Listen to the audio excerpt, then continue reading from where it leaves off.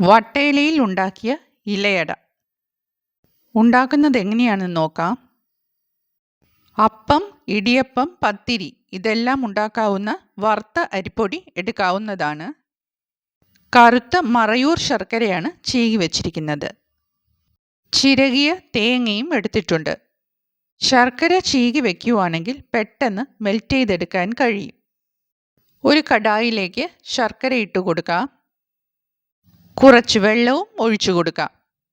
Flame on ചെയ്ത് അതൊന്ന് പാനിയാക്കി എടുക്കണം. വെറുതെ ശർക്കര പാനിയാക്കി എടുത്താൽ മാത്രം മതി. ഒരു നൂൽ പാകമൊന്നും ആക്കേണ്ടതില്ല. തുടർച്ചയായി ഇളക്കി കൊടുക്കണം. ഇതുപോലെ ആക്കിയെടുത്താൽ മതി. ഇനി അതൊന്ന് അരിച്ചെടുക്കണം. സ്റ്റീൽ സ്ട്രെയിനറിൽ അരിച്ചെടുത്താൽ നന്നായിരിക്കും. ചൂടോടെ ഇരിക്കുകയല്ലേ.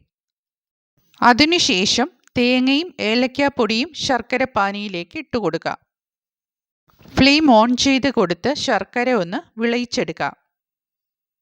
വിളയിച്ചെടുക്കുക എന്ന് പറഞ്ഞാൽ ഈ ശർക്കര പാനിയിൽ അതൊന്ന് വരട്ടിയെടുക്കണം.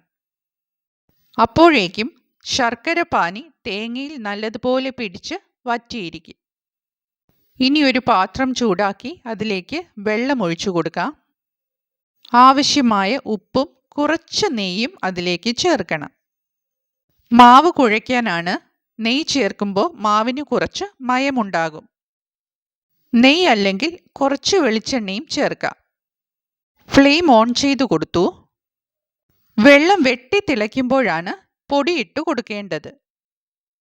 ഇനി നല്ലതുപോലെ ഇളക്കി കൊടുത്ത് മിക്സ് ചെയ്തെടുക്കണം. ഇടിയപ്പത്തിനും പത്തിരിക്കുമൊക്കെ ചെയ്യുന്നത് പോലെ.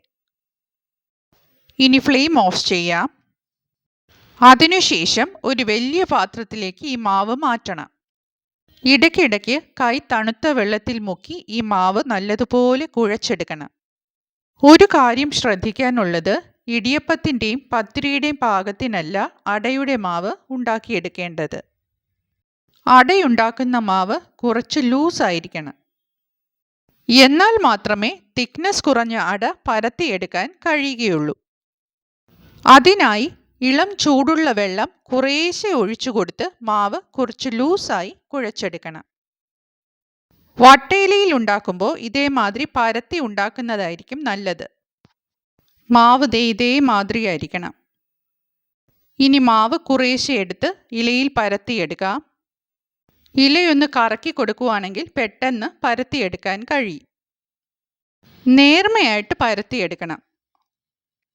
ആദ്യം ഫിംഗേഴ്സ് വെച്ചിട്ട് പരത്തിയെടുക്കണം. അതിനുശേഷം കൈയുടെ എഡ്ജ് വെച്ചിട്ട് പരത്തണം. അടുത്തതായി ഫില്ലിംഗ് വെച്ച് കൊടുക്കണം. മധുരം കൂടുതൽ ആവശ്യമുള്ളവർക്ക് കൂടുതൽ വയ്ക്കാവുന്നതാണ്. എനിക്കിപ്പോൾ ഇത്രയും മതി.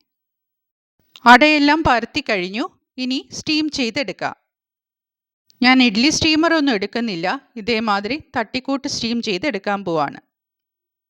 അടച്ചു വെച്ച് ഒരു 15 മിനിറ്റെങ്കിലും അത് സ്റ്റീം ചെയ്തെടുക്കണം. ഫ്ലെയിം ഓൺ ചെയ്ത് കൊടുത്തു.